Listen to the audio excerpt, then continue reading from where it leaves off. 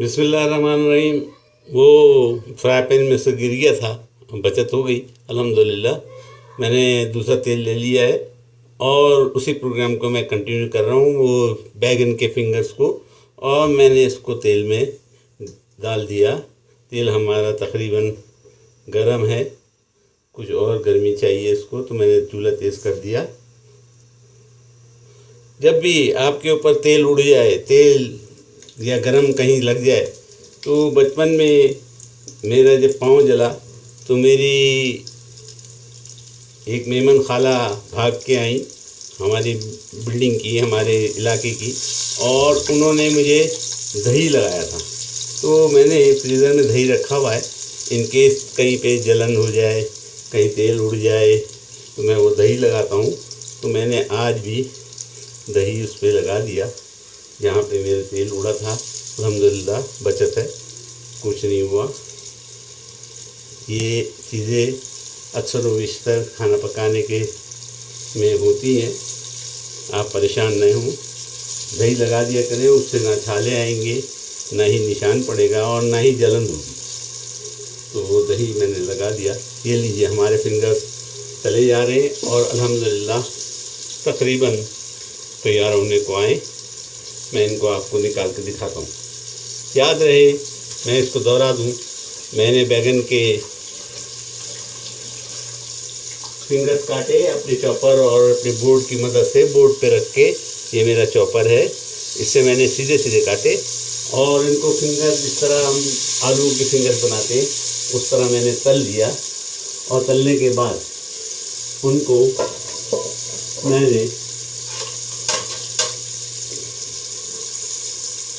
ऊपर उसके नमक, ज़ीरा, शत्ता यानी हॉट सॉस, ये चीज़ें डाली और रेड चिली पाउडर डाला ताकि वो थोड़े से हॉट भी हो जाएंगे, तेज़ हो जाएं।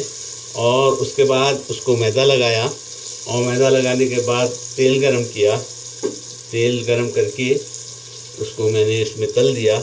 अल्हम्दुलिल्लाह हमारे बैगन के फिंगर्स ज़बरदस्त अभी तैयार हो जाते हैं, इनकी लाली आनी शुरू हो गई है। मेरे फिंगर सेमी लाल हो चुके, क्रिस्पी हैं और बहुत टेस्टी हैं। अब इसके ऊपर आप चाहें तो थोड़ा सा चाट मसाला और नींबू टपका सकते हैं।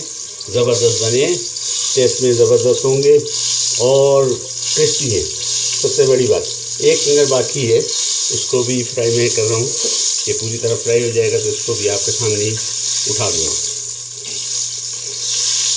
उम्मीद है आपको समझ में आ गया होगा, उम्मीद है आप भी पकाएंगे। मैं अपनी प्लेट में निकाल के आपको दिखा दूँ। ये देखिए,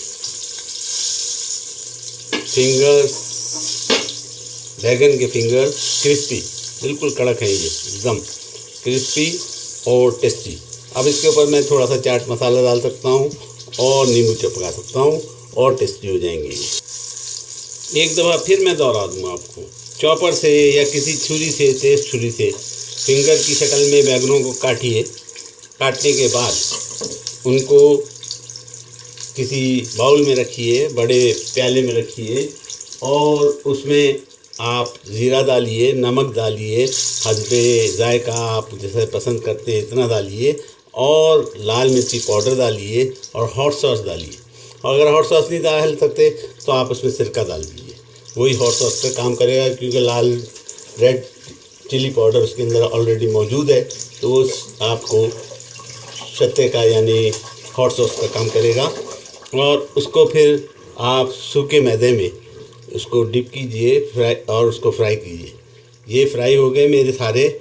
मैंने एक रह गया था, उस पर डबल कोट किया हुआ था, तो ज़्यादा वो उसको टाइम लगा, तो उसको मीडियम या स्लो आंच के ऊपर हमने तलना है। ये क्रिस्पी हो जाते हैं और बहुत टेस्टी हो जाते हैं। उम्मीद है आप भी बनाएंगे, उम्मीद है दुआओं में मुझे याद रखेंगे और उम्मीद है बहुत टेस्टी बनेंगे।